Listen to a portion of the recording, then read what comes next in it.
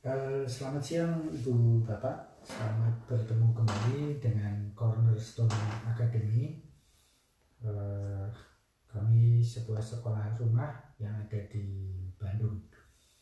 Ya, hari ini sore ini kita akan membahas tentang anak-anak jenius, anak-anak gifted yang seringkali mengalami kesulitan dalam perkembangan, khususnya penyesuaian sosial dengan teman-teman seumurannya.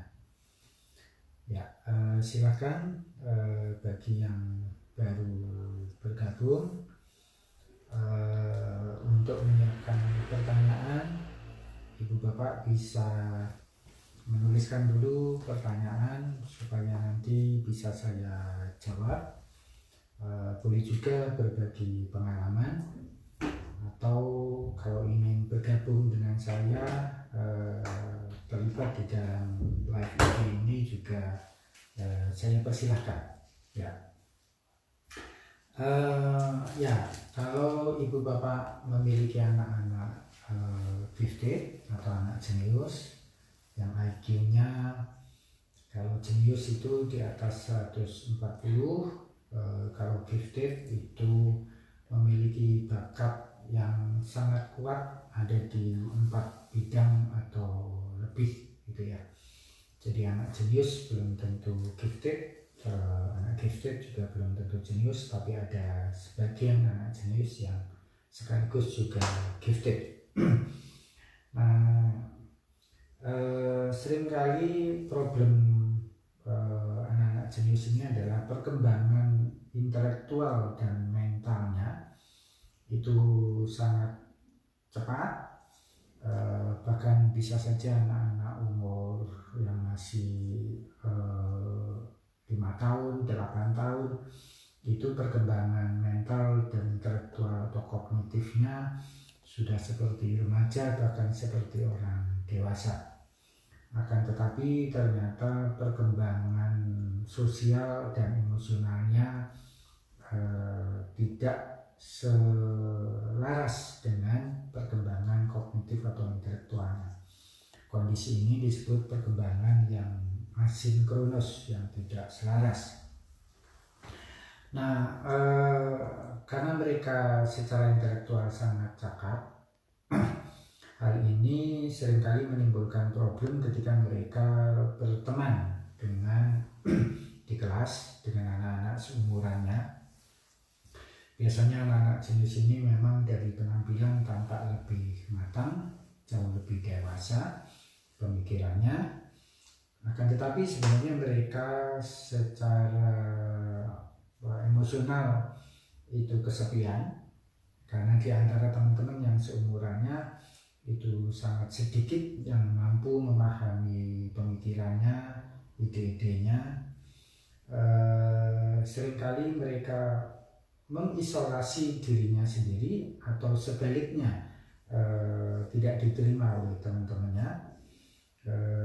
Ya, kondisi itu membuat mereka mengalami sulit berteman.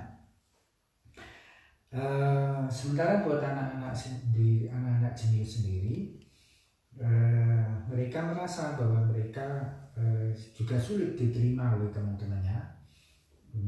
Kalaupun mereka berusaha mendekati, seringkali temannya menganggap diri mereka sebagai anak yang ganjil, anak yang aneh, semacam itu. Dan terutama sekali anak-anak jenius ini merasa pendapat mereka tidak dihargai. Ya, tidak dihargainya lebih karena teman-temannya tidak memahami jalan pikiran anak-anak jenius ini.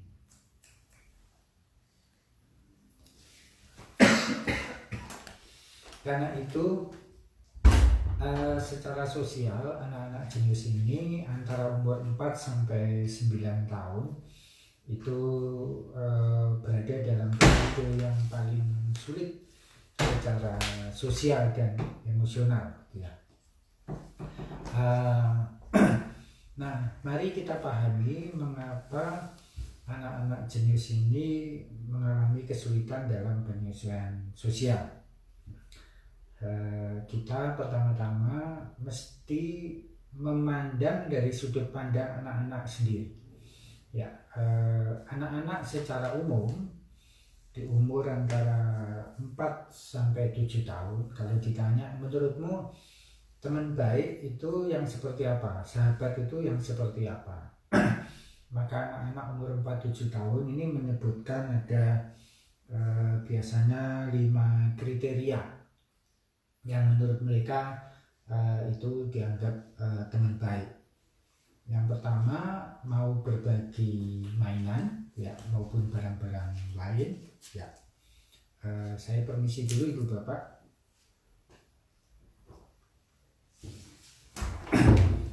Ya. Kedua, teman itu mesti bisa berbagi aktivitas, jadi bersama-sama melakukan sesuatu yang menarik buat mereka bersama-sama. Kemudian yang disebut teman menurut anak-anak umur 4-7 tahun ini adalah bersedia memberi bantuan pada temannya, lalu saling melindungi kalau ada yang mengejek seperti itu, yang lain bersikap membantu, melindungi, dan terakhir sikapnya itu baik ya. Ini apa yang biasanya kriteria yang disebutkan oleh anak-anak antara sampai dengan kelas 1, kelas 2 SD. Sementara buat anak-anak yang lebih besar, anak-anak yang umurnya lebih dari 10 tahun, biasanya menganggap bahwa teman baik itu teman yang mampu berbagi minat ya. Jadi kalau dia tertarik pada dinosaurus, temannya juga sama-sama tertarik pada dinosaurus gitu ya. Kedua, berbagi pikiran dan perasaan terdalam. Jadi apalagi pada anak-anak jenius, pikiran mereka tadi jauh melampaui umurnya. Tentu ketika dia menceritakan ke temannya tentang ide atau pikiran mereka yang kompleks, ya dia berharapnya temannya juga melakukan hal yang serupa. Keempat, definisi teman baik menurut anak-anak umur lebih 10 tahun adalah saling menghargai. Nah, saling menghargai ini biasanya bentuknya berupa tadi menerima pikiran atau ide temannya gitu ya. Dan terakhir saling sayang ya, saling peduli ya. Itu perbedaan definisi atau kriteria teman baik antara anak-anak 4-7 tahun dengan yang anak besar yang lebih dari 10 tahun. Berdasarkan kriteria itu, maka bisa dipahami bahwa anak-anak jenius ini karena memiliki tingkat intelektualitas dan kognitif yang jauh melampaui umur kronologisnya, maka mereka memahami tentang resiprositas atau bergantian atau tadi berbagi atau hal-hal yang kalau saya menyatakan ide, kamu juga mesti menyatakan ide juga. Itu mereka jauh lebih paham perlunya ada resiprositas itu ya, balas berbalas gitu, dibandingkan anak-anak tipikal atau anak-anak yang non jenius, yang tidak jenius itu disebutnya anak tipikal. Jadi kalau anak tipikal bisa bermain dengan anak yang tidak seimbang, anak jenius itu menuntut keseimbangan. Jadi kalau dia merasa saya ngerti hal ini, itu dia berharap teman-teman seumurannya juga mengerti apa yang pikiran atau idenya.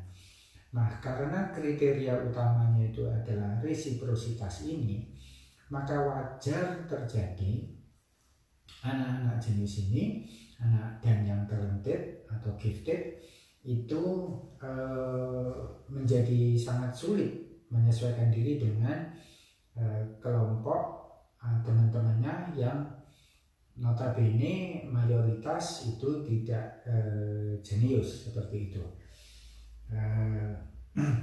Jadi kalau anak-anak seumurannya misalnya berharapnya main itu ya main katakan anak umur 7 tahun gitu ya, masih pengen main serodotan, main ayunan, mungkin anak jenius menganggap itu kegiatan yang membosankan gitu. Atau katakanlah sama-sama semua anak ini senang dengan tertarik dengan dinosaurus, itu tidak cukup buat anak GT, anak jenius talented.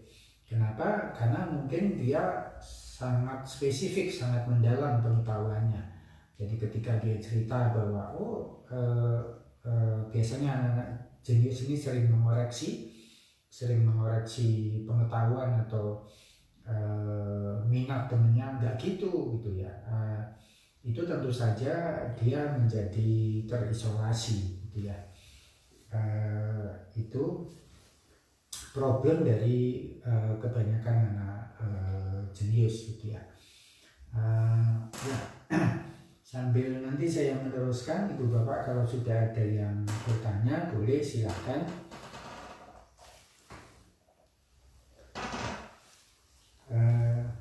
Sudah ada? Memang dan belum? Ya.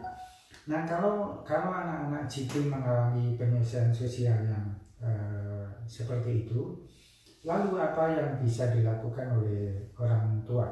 Ya, apa yang bisa dilakukan orang tua atau sekolah jika ada anak jenius, anak berbakat yang mengalami kesulitan dalam penyelesaian sosial? Ya, pertama-tama kita mesti memahami betul sebagai orang tua maupun sebagai pendidik bagaimana karakteristik secara keseluruhan anak-anak jenius ini, anak-anak gifted ini. Misalnya salah satu ciri mereka yang berpengaruh pada pergaulan, keterampilan mereka bergaul adalah over excitabilities intelektual. Jadi disebut juga OE intelektual. Ya, over excitabilities intelektual ini gejalanya berupa, kalau awal menyebutnya gitu, seperti mad monkey. Ya, pikirannya banyak sekali, idenya banyak sekali, dalam waktu yang sama bisa melompat dari bicarain dinosaurus, tiba-tiba bicarakan Big Bang, membicarakan nebula, tiba-tiba berbicara tentang waktu, itu bisa shrinkage gitu ya. Lalu tiba-tiba bicara tentang makanan, melompat lagi bicara tentang iklim. Itu adalah kondisi yang disebut over excitabilities intelektual. Kondisi ini membuat temannya makin merasa si anak jenius ini anak yang aneh, karena belum selesai membahas satu hal secara dieksplor dengan penuh fun menurut teman-temannya, dia sudah berganti topik misalnya gitu.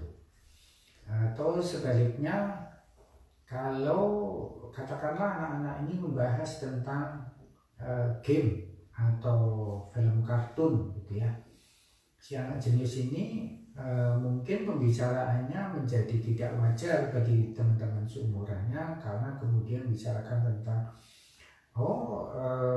bagaimana proses membuat film kartunnya. Jadi bukan hanya cerita tapi prosesnya, membahas tentang dalam satu detik itu ada berapa gambar gitu-gitu ya. Tentu saja informasi seperti itu seperti banjir informasi buat teman-temannya yang tipikal, dan itu overwhelm ya, sangat membebani buat teman-temannya yang tipikal itu.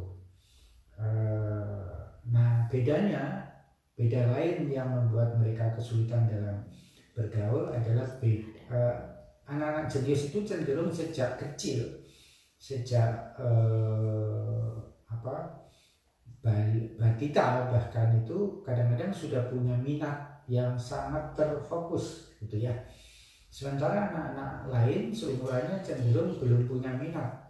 Kalaupun punya minat, minatnya itu masih diverse gitu ya, masih lebar, banyak sekali minatnya.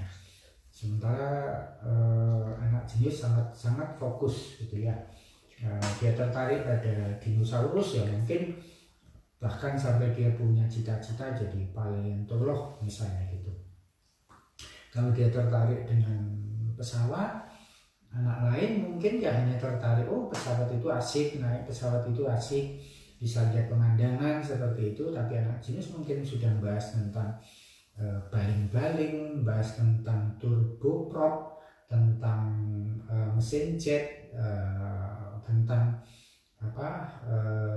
pengaruh lebar sayap terhadap kecepatan, macam-macam seperti itu ya. Tentu saja itu seperti kondisinya seorang raksasa gitu berada di antara di kerajaan Lilliput gitu ya. Jadi sebenarnya cerita-cerita selama ini tentang seperti Robinson Crusoe, juga kemudian tadi raksasa di negeri Lilliput itu menggambarkan kondisi anak-anak jenius ya. Sekali lagi silakan Ibu Bapak, jika ada pertanyaan dituliskan saja, saya akan jawab. Nanti pertanyaan akan dibacakan oleh Kori ya, yang membantu saya selama ini. Kalau ibu-ibu daftar itu akan ketemunya Kori. Ya, saya perkenalkan Kori, wajah aslinya seperti apa, kesini karisma. Ya, jadi inilah Ibu Bapak Kori yang selama ini kalau Ibu daftar IPK, daftar macam-macam, sebenarnya Kori itu makhluknya seperti ini gitu ya. Terima kasih Kori ya. Nama aslinya Karisma Pertiwi Ibu Bapak ya. Nah, kalau itu sebabnya supaya anak-anak jenius ini merasa nyaman dalam bergaul, tidak jarang mereka jadinya memilih berteman dengan orang-orang dewasa ya, berteman dengan temannya papanya, temannya mamanya, itu mereka lebih merasa nyaman karena sebagian dari minatnya, sebagian dari pengetahuannya ini dimengerti oleh orang dewasa. Problemnya adalah orang dewasa yang diajak berkomunikasi dengan anak jenius ini sebenarnya belum tentu paham betul apa yang diomongkan oleh si anak jenius. Seringkali yang dilakukan orang dewasa yang non jenius ini adalah sekadar menerima aja. Jadi si anak jenius ini hanya seakan-akan dimengerti gitu ya, seakan-akan dimengerti, padahal tetap tidak terjadi resiprositas ya, nggak ada balas berbalas. Seperti seakan-akan pakar marketing ketemu pakar marketing juga, itu pasti bisa saling tukar ide segala macam. Sama dokter ketemu dokter akan bertukar ide berkaitan dengan ilmu medis dan seterusnya. Jadi orang-orang dewasa ini, kalau anak-anak jenius banyak bermain dengan orang dewasa yang sebenarnya tidak memahami ide pikirannya, itu sebenarnya malah akan sangat lebih merusak, lebih menghambat perkembangan sosial si anak jenius gitu ya. Tapi kalau dia dipaksakan bermain dengan teman-teman yang seumuran tapi secara intelektual itu tidak selevel, itu juga merusak perkembangan si anak jenius. Kenapa? Karena pada akhirnya kalau si anak ini merasa saya tidak sanggup melawan mayoritas yang adalah orang tipikal. Yang terjadi kemudian adalah proses dumbing down. Si anak jenius ini berusaha menghambat sendiri aktualisasi intelektualnya, berusaha kayak membodohkan diri sendiri supaya bisa nyambung, supaya bisa diterima oleh lingkungan sosial. Tentu ini proses yang sangat merusak bahkan, gitu ya. Jadi seperti itu. Ada pertanyaan? Ya Pak, dari Ibu Novi Santoso. Dari asas keseimbangan yang dianut oleh anak jenius, yaitu lawan bicara harus seimbang dengan dia, kita sebagai ortu harus berbicara sesuai dengan tema kesukaan mereka, atau kita ajari cara komunikasi pada umumnya. Dari asas keseimbangan yang dianut oleh anak jenius, yaitu lawan bicara harus seimbang dengan dia. Kita sebagai orang tua harus berbicara sesuai dengan tema kesukaan mereka, atau kita ajari cara komunikasi pada umumnya. Ya, secara umum pertama-tama sebagai orang tua kita mesti mengikuti tema pembicaraan atau minat yang menjadi fokus dari si anak jenius ini. Tugas orang tua adalah mengenalkan area-area minat baru, gitu ya. Jadi wajar terjadi anak jenius itu dalam periode tertentu, misalnya 3 bulan, 3 tahun gitu, sangat tertarik pada dinosaurus, gitu ya. Terus ada titik di mana tiba-tiba dia tidak tertarik sama sekali, lalu pindah tertarik misalnya pada kutu, gitu ya, serangga, segala jenis serangga, terutama berbagai jenis macam kutu itu dia tertarik, gitu ya. Nah, tugas kita sebagai orang tua adalah memperluas, baik orang tua maupun pendidik, memperluas. Oh, ada dunia-dunia lain yang perlu kamu explore, gitu ya. Tapi caranya itu tetap yang memimpin, yang menjadi pelopor pembicaraan itu si anak jenius. Jadi contohnya tadi misalnya ketika membicarain katakanlah mamalia, gitu ya, binatang menyusui, gitu-gitu.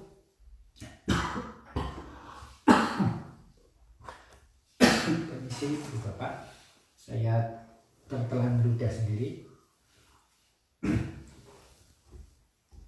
Ya, katakanlah bicarain mamalia, kemudian karena ibu pengen mengenalkan tentang serangga tadi, ibu bilang banyak di antara mamalia ini yang kemudian dihinggapi serangga, antara lain kutu misalnya, gitu. Jadi itu sebabnya kerbau, sapi, gitu-gitu itu kadang menibas-nibaskan ekornya karena untuk mengusir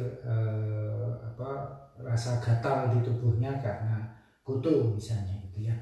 Nah itu tugas kita untuk memperluas cakrawala si anak jenius supaya dia makin lebar, gitu ya. Kemudian ajari yang juga tips lainnya yang bisa dilakukan adalah mengajarkan karena anak jenius ini sudut pandang orang tipikal yang ya kadang-kadang memang sederhana, gitu ya. Seperti itu. Jadi ada orang yang memang cara berpikirnya itu hanya kalau kita kena kutu gatal ya tinggal digaruk misalnya, gitu ya, sesederhana itu. Jadi tidak segala hal itu mesti dibicarakan secara kompleks, gitu. Tetapi jadi beri batasan aspek kapan, di mana, kalau social skillnya kapan, di mana, dengan siapa kita bisa berbicara kompleks, dan kapan, di mana, dengan siapa kita bisa berbicara secara sederhana. Antara lain seperti itu Bu Novi. Ada pertanyaan lain? Ada Pak. Dari Ibu Rahel Wijaya. Hai Opa, apakah anak jenius memiliki kecenderungan untuk menganggap setara dengan orang tua sehingga cara bicara juga tidak sesuai dengan sopan santun yang biasa diterapkan dalam kehidupan sehari-hari? Ya, memang karena anak-anak jenius ini bawaannya adalah karena dunia yang dia geluti itu adalah dunia yang kurios ya, yang roh dasarnya anak jenius itu curiosity, rasa ingin tahu. Nah, rasa ingin tahu ini sesungguhnya tidak banyak etiketnya di dalamnya, gitu ya. Sebagai contoh misalnya gini, saya sering menyaksikan anak-anak jenius ini katakanlah tiba-tiba menjawil seseorang gitu yang menurut dia menarik, entah bajunya, entah penampilannya, entah anatomi tubuhnya. Misalnya suatu hari ada anak jenis yang ketemu orang yang sangat berat badannya, obesitas gitu ya, dideketin, kemudian orangnya dicowel gitu ya, ditowel, terus nanya, kamu kok gendut gitu ya, kamu makan apa aja kok bisa gendut gitu ya. Tentu itu pertanyaan yang bagi dia itu just curious gitu ya. Dia benar-benar hanya ingin tahu, hanya ingin memproses gitu ya. Kalau makan ABCDE maka akan menimbulkan berat badan yang besar sekali misalnya gitu. Nah, tapi tentu saja bagi lingkungannya itu adalah pertanyaan yang tidak sopan gitu ya. Ada. Jadi nah untuk ini tugas orang tua adalah bukan melarang si anak ini bertanya, tetapi diajarkan untuk boleh bertanya tapi ada tambahan tata keramanya. Misalnya diajarkan bertanya, Om atau Tante, saya boleh bertanya hal yang sifatnya pribadi misalnya gitu. Lalu tetap dibolehin nanya gitu, kenapa Om Tante bisa berat badannya sebesar ini, seperti itu. Jadi karena kalau dilarang bertanya itu sama dengan membunuh rasa ingin tahunya. Padahal rasa ingin tahu ini adalah roh dasar ya, elan vital dari anak jenius. Jadi anak jenius tanpa rasa ingin tahu itu sama, anak jenius tanpa rasa ingin tahu itu sama saja dengan ya otaknya nggak terpakai sama sekali, seperti itu ya.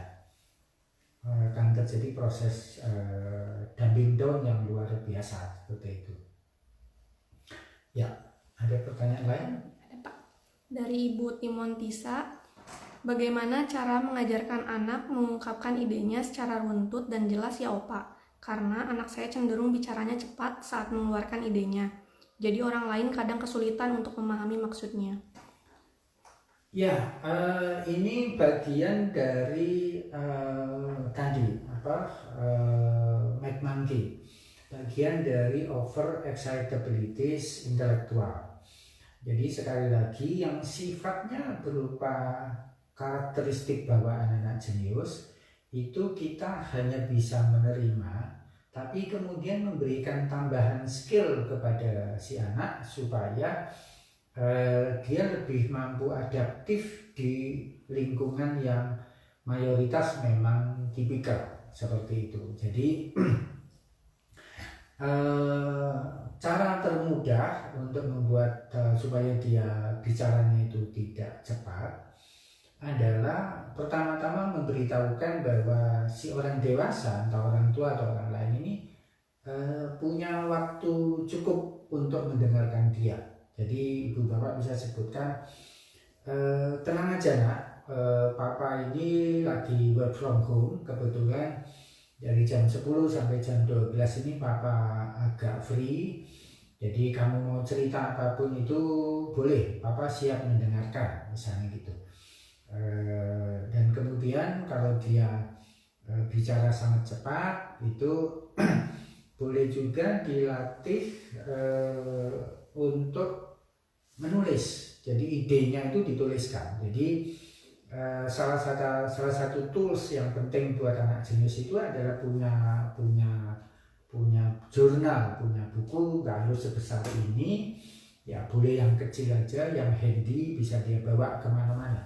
Biasakan seperti itu, atau dia dibekali kalau punya handphone atau itu dibekali untuk tools berupa, kalau dia punya ide itu dia catat, rekam berupa misalnya voice recorder ya. Jadi punya ide apa dia ceritain, direkam di voice recordernya gitu ya. Nah pelan-pelan dengan menulis itu, terutama dengan menulis itu melakukan journaling, itu dia akan belajar untuk menata pikirannya secara runut gitu ya. Karena ibu bapak bisa jelasin bahwa secara auditoris, kalau kita secara lisan bicara itu memang ada kemungkinan untuk lompat-lompat. Karena itu supaya lebih tertib adalah menggunakan journaling. Ceritakan juga bahwa banyak tokoh sukses dunia yang jenius itu sangat gemar, yang alat yang sangat membantu mereka menata pikirannya adalah dengan menulis gitu ya. Seperti ya kedua pendiri Apple gitu-gitu itu terkenal sebagai pribadi yang sangat suka menulis dan tulis tangan ya, bukan diketik seperti itu. Ya. Kemudian ada pertanyaan dari Ibu Dian Christian. Ya.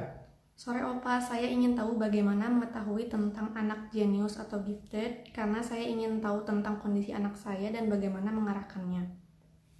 Ya, Bu Dian, jadi kalau definisi jenius itu sederhana, skor IQ-nya itu 140 atau lebih. Lebihnya berapa ya? Bisa 160, bisa 180, bisa 200 seperti itu. Ya, jumlah anak jenius di dunia itu hanya 0,1% dari seluruh populasi, gitu ya. Jadi untuk tahu anak-anak jenius atau tidak ya tinggal di tes IQ saja, gitu ya. Metode untuk tes IQ macam-macam ya, ada yang tertulis gitu ya, paper and pencil test, dan ada cara-cara lain. Tapi kalau yang disebut anak gifted atau talented itu definisinya adalah skor IQ-nya minimal 130 atau superior ke atas ya, jadi bisa kemudian bakatnya yang skalanya sangat kuat ya. Skala sangat kuat itu misalnya kalau dari 1 sampai 5 itu skalanya di 5 itu ada 4 bakat atau lebih ya. Misalnya gini, anak ini IQ-nya 145 berarti dia jenius. Terus bakatnya yang skalanya sangat kuat itu misalnya bakat numerik ya. Bakat numerik itu kayak pintar matematika, fisika, kimia, itu numerik. Tapi juga dia cakap dalam bakat kinestetik misalnya ya, khususnya konvergen kinestetik, misalnya pintar bongkar pasang mesin ya, sesuatu yang mekanika seperti itu dia kuat. Tapi dia juga sangat hebat dalam menulis puisi misalnya, ini bakat divergen verbal gitu ya. Kemudian dia juga punya bakat sangat kuat dalam berdebat gitu ya, berpikir secara kompleks, ini disebut bakat konvergen verbal gitu ya, berpikirnya menyeluruh. Maka dia punya 4 bakat yang skalanya sangat kuat. Nah, anak ini selain jenius disebut juga sebagai anak yang gifted atau talented gitu ya. Ya, ibu bisa hubungi psikolog yang terdekat di kota ibu, Bu Dian, kemudian minta pemeriksaan tes IQ, tes bakat seperti itu. Selain tentu ada ciri-ciri lain anak jenius, gifted ya, tadi misalnya pemikirannya jauh melampaui umurnya, kemudian perfeksionis dan mengalami hipersensitif dalam beberapa hal, baik secara intelektual, sensual, emosional, ya seperti itu. Kemudian ada pertanyaan dari Ibu Sindah Pradesa.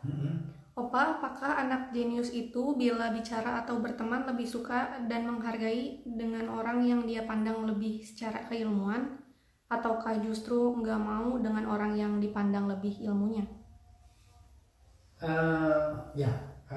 Bukan soal ilmunya sih sebenarnya anak-anak jenius ini, tetapi knowledge dan skill, ya. Jadi bukan soal ilmiah tidaknya gitu ya.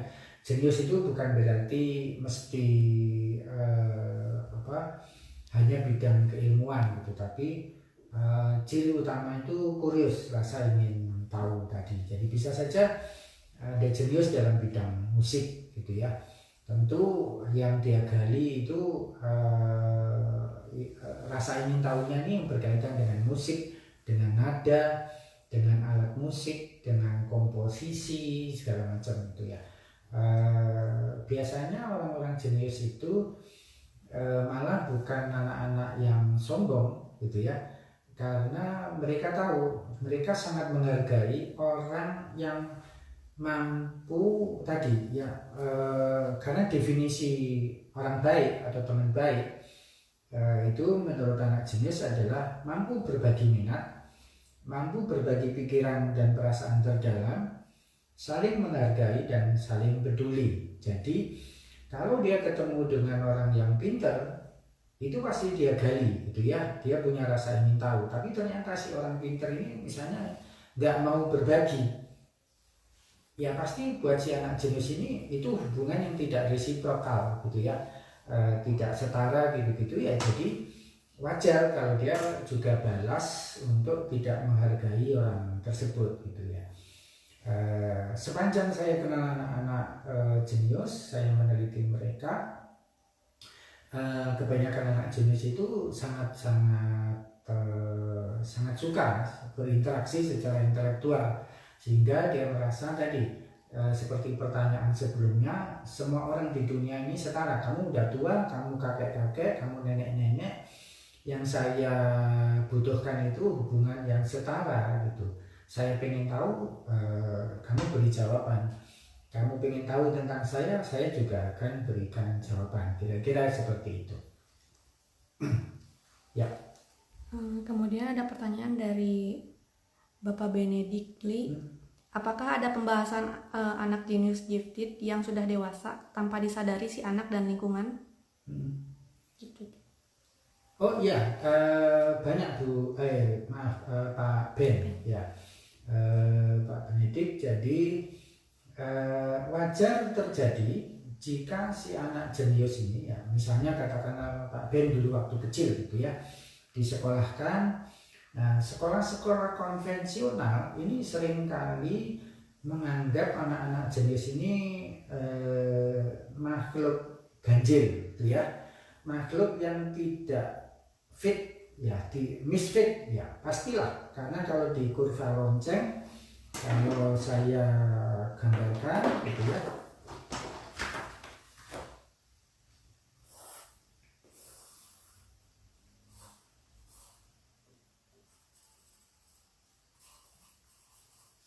ya mungkin kelihatan 5 ya. Nah, posisi anak jenius ini di sini Pak ya, 0,1%.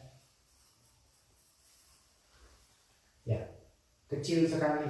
Nah, jadi kalau di sekolah, anak-anak yang ada di ujung sini otomatis akan ditarik ke tengah. Ya, ditarik ke tengah. Nah, kalau si anak dan orang tua nggak menyadari bahwa si anak sih biasanya menyadari waktu kecil dia menyadari, anak-anak jenis itu tahu sekali bahwa dirinya sangat cakap, sangat pintar, Karena hanya orang pintar yang tahu bahwa dirinya pintar, dan hanya orang bodoh yang nggak tahu dirinya bodoh, gitu ya. Ini pernyataan yang sering saya sebut. Nah, tapi karena dia dipaksakan oleh lingkungan tadi, enggak, yang benar itu seperti ini. Lama kelamaan dia akan menyesuaikan diri. Jadi tadi yang prosesnya disebut dumbing down. Jadi bisa saja ketika kelas 6, kemudian SMP dan seterusnya, dia seakan-akan sudah lupa, ya, seakan-akan mengabaikan kondisi awal dia bahwa sebenarnya dia jenius, gitu ya. Lingkungannya pun menganggap dia biasa-biasa aja, gitu ya. Baru biasanya orang dewasa yang jenius ini ketika dia menikah misalnya juga dengan orang yang setara, lalu punya anak, otomatis juga salah satu diantaranya itu jenius, lalu diperiksa, biasanya mereka kaget orang tua ini ketika misalnya saya katakan anakmu ini jenius gini-gini. Nah itu kadang-kadang orang dewasanya, yaitu orang tuanya, bertanya, masa sih Pak, kami kan orang biasa gitu. Saya bilang enggak, anak jenius itu pasti lahir dari salah satu atau kedua orang tua yang skor IQ-nya juga sangat tinggi, gitu ya. Jadi belum ada ceritanya di dunia, misalnya orang dengan IQ 80, 90 gitu menikah dengan orang yang juga IQ-nya setara, lalu mendadak punya anak yang IQ-nya jenius, gitu ya. Karena jenius itu diturunkan, ya, genetik seperti itu. Jadi saya kerap menemukan keluarga besar itu yang banyak sekali, gitu ya. Bahkan ada di keluarga inti itu ada beberapa yang jenius, gitu misalnya. Di keluarga besar juga si ini dengan sepupunya, oh ternyata sama-sama jenius, gitu. Jadi sangat mungkin orang dewasa yang aslinya jenius itu karena proses dumbing down tadi tampaknya biasa-biasa saja, gitu Pak. Ya. Ada pertanyaan lagi? Ada Pak. Dari Bapak Hans Hadi Surya, anak saya tepat seperti opa cerita, suka dinosaurus dan tiap malam berdoa suatu hari untuk jadi paleontolog. Tapi tidak hanya itu saja, ketika membaca buku tentang sains, jadi ingin saintis. Di samping dia juga ingin jadi veterinarian. Bagaimana kita harus mengarahkan dia untuk fokus di satu bidang saja? Karena setahu kami harus fokus di satu bidang supaya bisa sukses luar biasa, seperti dokter spesialis. Pertama-tama sih ini bergantung pada definisi sukses Pak Hans, ya. Jadi selamat sore Pak, kita ketemu lagi di live IG selain di grup. Pertama-tama definisi sukses orang tua mesti seperti apa, gitu, Pak? Karena kalau menilik orang-orang sukses dalam bisnis khususnya, belakangan ini tampak jelas bahwa orang-orang generalis yang sangat mampu belajar dari satu hal terus pindah ke hal lain itu juga bisa sangat sukses di dunia modern sekarang ini. Tapi tentu saja sebaliknya para super spesialis itu juga akan sangat mudah sukses di bidangnya. Bedanya para generalis yang sukses ini cenderung lebih populer, ya, karena karena misalnya dia terkenal seperti Elon Musk, seperti itu. Sementara kalau yang super spesialis ini biasanya populer hanya di bidang spesialisasi dia. Nah, cara untuk supaya dia minatnya itu mulai pada satu bidang, tidak pindah-pindah seperti itu orang tua mesti banyak memberi expose kepada putra atau putrinya yang jenius untuk terlibat langsung di dunia tersebut. Jadi contohnya misalnya gini, kalau si anak pengen jadi paleontolog, ya sempatkan untuk si anak ini benar-benar punya akses ke salah seorang paleontolog di dunia. Ya, Pak Hans bisa cari emailnya. Rata-rata para cendekiawan itu orang yang sangat terbuka, ya. saya membuktikan kalau ada misalnya teman yang melakukan penelitian apa gitu ya, kadang-kadang saya nggak perlu beli jurnalnya, saya cukup menulis email ke beliau, saya tertarik dengan penelitianmu, saya boleh dapat makalahnya gini-gini, dapat papernya, dia akan kirim gitu dengan sukacita, biasanya begitu para cendekiawan itu. Jadi Bapak mewakili putra putri nulis surat, kalau bisa anaknya sendiri yang nulis surat gitu ya, Bapak yang hanya nyarikan emailnya, ketemu si paleontolognya, bercakap-cakap, maka minatnya akan mulai terfokus. Kalau dia pengen jadi dokter hewan, ya Bapak kenalkan benar-benar dengan pekerjaan dokter hewan. Kalau perlu magang waktu liburan ke klinik hewan itu, supaya dari pengalaman konkret real itu, tidak hanya imajinasi, itu dia akhirnya tahu, oh jadi veterinarian itu nggak hanya merawat binatang ya, ternyata juga harus memandikan dia. Kalau si gugupnya muntah ya dia harus bersihkan juga gitu. Mungkin dari situ enggak, aku lebih baik jadi paleontolog aja misalnya, seperti itu. Tapi terutama penting karena anak-anak ini nanti adalah anak masa depan. Bapak Ibu mesti mulai perkenalkan profesi masa depan, profesi yang kira-kira putra ibu Bapak nanti kira-kira umur 25 tahun itu, mereka umur 25 tahun itu profesi yang dibutuhkan dunia itu apa gitu. Itu yang harus dikenalkan, lebih penting. Ya, semoga bermanfaat Pak Hans. Ya. Kemudian ada pertanyaan lagi dari Ibu Sindah. Maaf Opa bila ada anak usia SMA, namun ketika diskusi dia menunjukkan benar sendiri dan bilang kalau ideku pasti yang benar. Dia sombong. Apakah ini ciri jenius atau defense mechanism? Ya, kalau sudah remaja, karena anak-anak jenius ini jika diasuh dengan baik, dengan tepat, dengan layak, itu sih sangat jarang, sebenarnya sangat jarang orang jenius itu yang gangguan kepribadian, misalnya antisosial gitu ya, suka melawan norma seperti itu. Biasanya itu hasil dari pola asuh yang keliru gitu ya. Juga biasanya anak-anak jenius atau talented yang sombong itu biasanya karena dunianya sempit. Ya, dunianya sempit dalam artian dia hanya kenal misalnya di sekolah saja, dia hanya sering ikut lomba, tapi tidak dikenalkan dunia yang lebih luas gitu ya. Karena biasanya kalau memang anak jenius itu tadi seperti putranya Pak Hans itu kan minatnya luas. Begitu dia minatnya luas itu dia tahu, oh ternyata paleontolog yang paling terkenal di dunia sekarang itu ini, tapi 10 tahun lalu tuh si B gitu. Nah, akhirnya dia kenal gitu bahwa orang cakap, orang pintar itu banyak gitu. Jadi biasanya anak-anak jenius itu paling cepat memahami bahwa di atas langit itu ada langit gitu. Seperti itu gitu ya. Bedakan tapi begini Bu Sindah, bedakan dengan antara kesombongan dengan fakta. Ya, fakta. Misalnya gini, kalau dia adalah anak yang katakanlah di profesi tertentu, nanti kelak itu dia satu-satunya gitu ya, satu-satunya di Surabaya, katakanlah dokter spesialis transplantasi organ, satu-satunya di Surabaya misalnya gitu.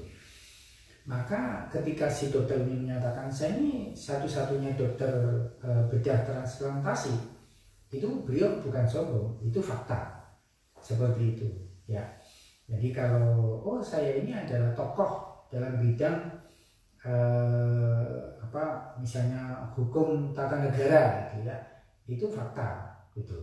Jadi sombong itu merendahkan orang lain. Jadi kalau si anak tadi SMA itu bilang saya yang paling benar, kalian semua salah, lah itu memang sombong ya. Itu adalah hasil dari pola asuh ya.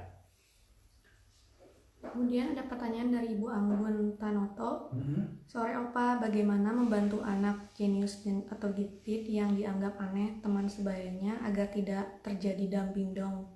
Terima kasih.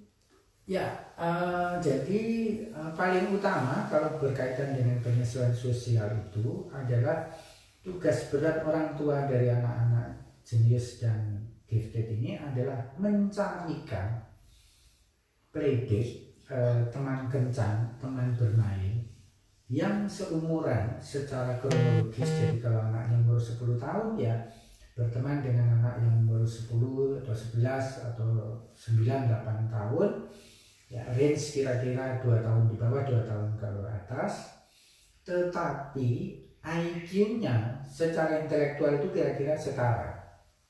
Ya, itu sebabnya saya selalu dorong ibu bapak yang masuk di dalam grup orang tua anak jenius untuk mengaku, oh anak saya jangan segan, nggak apa-apa di grup itu menyatakan anak saya jenius, anak saya superior, dia tertarik minat ini, jadi sebutkan minat anaknya, umurnya, tinggal di mana, saya benar-benar mencari playdate gitu ya, dan kemudian korbankan waktu ya, siapkan waktu tempat untuk memfasilitasi mereka untuk bertemu. Nah masalahnya anak jenius itu sangat mengukur gitu ya, tadi kuncinya mereka itu mau resiprok gitu ya, mau setara. Jadi wajar terjadi begitu pertama kali ketemu itu nggak harus nyambung. Bisa saja kayak orang mukur-mukur gitu ya, kayak orang main tinju gitu ya, dia di mana sih gitu. Tapi biasanya cepat nyambung itu kalau minatnya sama. Jadi tidak hanya level intelektualnya yang sama, tapi minatnya sama. Jadi misalnya tadi putranya Pak Hans itu tertarik dinosaurus, ya, carikan teman playdate itu yang juga tertarik dinosaurus, itu pasti cepat nyambung. Sama nyambungnya kalau ibu-ibu yang senang masak lalu ketemu ibu juga yang senang masak, itu pasti pembicaraan tentang makanan dan masakan jadi lancar gitu ya. Seperti itu sih. Bapak-bapak yang orang direktur operasional ketemu dengan orang pabrik juga yang operasional, tentu cepat nyambung. Itu minat. Itu tadi fokus gitu. Jadi sampaikan aja secara terbuka di grup, saya butuh seperti ini, karena yang lain sebenarnya juga butuh gitu ya. Kemudian ada pertanyaan dari Ibu Rahel. Opa, berarti anak jenius dan gifted memang harus paham kalau mereka lebih dibanding teman-temannya? Bukan harus paham, mereka biasanya sangat paham Bu. Dari bayi pun seringkali anak-anak jenius gifted itu tahu bahwa dirinya ini cakap, berbeda gitu ya, dari TK lah gitu ya, kalau nggak dari bayi. Dari TK biasanya mereka menyadari itu menyadari misalnya, oh ternyata kok saya cepat ngerti hal ini, seperti itu. Nah maka yang penting itu orang tua tidak membesar-besarkan hal itu, tapi juga tidak merendah-rendahkan. Akui secara faktual bahwa anaknya itu jenius, supaya mereka merasa nyaman dengan dirinya sendiri. Jadi problem besar secara emosional anak-anak jenius ini adalah kurang mampu menerima dirinya sendiri. Nah, tema ini coba akan kita explore lebih dalam ya, kemampuan anak jenius menerima diri sendiri, termasuk kemampuan orang tua jenius untuk menerima diri sendiri. Ini akan kita bahas pada live IG berikutnya ya, mungkin di akhir Januari, masih di Cornerstone Academy Bandung ya. Terima kasih Ibu Bapak sudah menemani saya selama 1 jam di live IG Cornerstone Academy. Terima kasih atas pertanyaan, antusiasmenya. Sampai jumpa di live IG berikutnya. Tuhan memberkati pelayanan Ibu Bapak dalam mengasuh anak-anak jenius dan gifted.